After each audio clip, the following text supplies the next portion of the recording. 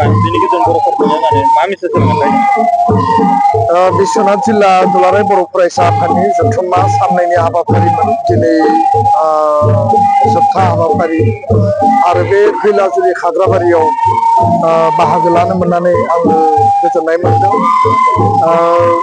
बर' हारिनि जिउ खुंनायनि जारिमिनाव दुलाराय बर' फरायसा आफादा मैखोम बिफाव लानानै खामानि मावबोदों आरो हारिनि थामोनथा रैखाथि हारिनि गासै बिथिं जेंना जेंसिखौ सुस्रांनायनि थाखाय जोङो मेंनाय गैयाजासे खामानि मावदों आरो एकमात्र दुलाराय बर' फरायसा आफादनि थाखाय दिनै बर' हारिया गोबां आफादफोराबो खामानि मावदों, माहारियारि गौथुमफोरा गावबा गावनि एंगेलजों खामानि मावदों, खिन्थु लाइमोननि सेंग्राफोरनि बा लाइमोनफोरनि जुदि शक्तिशाली आफाद होनना बुङोब्ला इयुथ फर्स होनना बुङोब्ला दुलाराय बर' फरायसा आफाद आरो भारत सरकार आसाम सरकार बा बुहुमनि मानसिफोरा जेब्लाबो दुलाराय बर' फरायसा आफादनि हाबा मावनायखौ नोजोर बोयो।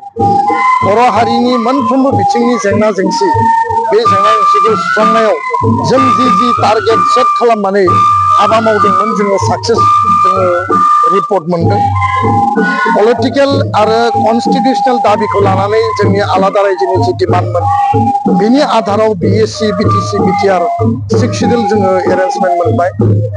जोङो आल्टिमेट थांखिसिम थांनांगोन। बड'फानि जि आलादा रायजोनि सिमां बे सिमांखौ मोगथाङाव जाफुंहोनो थाखाय गणतान्त्रिक प्रक्रिया राजनितिक माने प्रक्रियानि गेजेरजों हाबा मावलांनायनि थाखाय जोङो जि मोनसे लामायाव आगान सुरदों दिनै नङा गाबोन बियो आबुङै जाफुंसारगोन।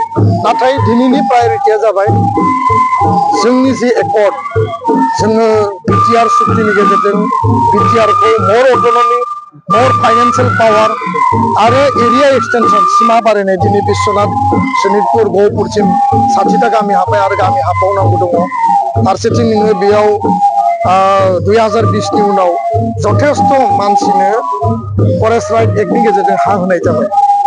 दा गासै होयै होयै 1700 परियालनोल' हा होबावनो आद्रा दङ। बे एबसुनि बिराद गिदिर मोनसे देरहासारनाय आरो बे बेलायाव प्रमद बर' बिथाङाबो जथेस्थ खामानि मावदों। बाखि सरकाराव थानाय बिथांमोनाबो खामानि मावदों, खिन्थु एबसुआ प्रेसार होनायखायसो सरकारा मावनो बाध्य जादों। दा बेखायनो स्कुल प्रभिन्सियेलाइजेसनानो जा गामि थिसननांगौनि जा जोङो आनकमप्रमाइजिं भाबै खामानि मावगासिनो दं आरो मावलांगोन आरो कमिटमेन्टनि आधाराव सरकारा जि खामानि मावनो गोनां दङ बे कमिटमेन्टनिफ्राय बिथांमोना बारग'नो हाया। जोंहा गोथौयै फोथायनाय दङ आरो बेखायनो फैबाय थानाय समाव एकर्डआव लिरनाय मोनफ्रोमबो दफाखौ आबुङै रोखायै मावफुंनांगौनि थाखाय जि परिकल्पना जि स्ट्रेटेजि जों लानांगौ आरो सनितपुर बिश्वनाथाव रायजो जानाय बर' फिसाफोरनि जि अधिकारनि बाथ्रा जौगानायनि बाथ्रा बेयाव लामा गैया, मेडिकेल साब सेन्टार गैया, स्कुल प्रभिन्सियेलाइज खालामनांगौ, टिचार एपइन्टमेन्ट होनांगौ, बे आद्रा जिखिनि खामानि दङ बेखौ जोङो मोजाङै मावफुंनांगौ आरो बर' कसारि काउन्सिलखौ मजबुत खालामनांगौ, समस्ति दानांगौ, बिसायख'थि खुंनांगौ, कार्बि आंलंनि एसटि बर'फोरखौ एसटि हिल खालामनांगौ। बे खामानिफ्रा मथा मथा अंकआव जिखिनि दङ प्रसेसआव दङ, खिन्थु बेखौ सलुसननि थाखाय जों हाबा मावबाय थादों आरो बे हाबाफारिया दिनै नङा गाबोन जाफुंगोन।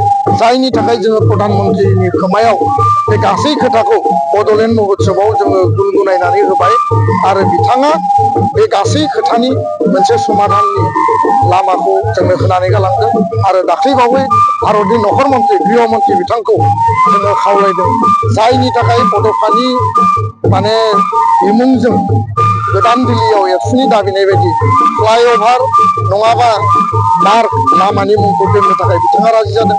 एबसुनि मिरुनि कनफारेन्सआव बिथाङा फैनो थाखाय राजि जादों।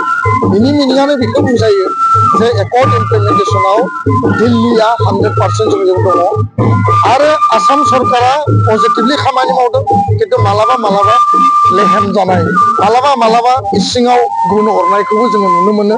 खिन्थु जोंनि नोजोरनिफ्राय रावबो बारग'नानै थानो हानाय नङा आरो जायनि थाखाय बिसोरो दिनै नङा गाबोन मावनो थाखाय बाध्य। गोजोन्थों।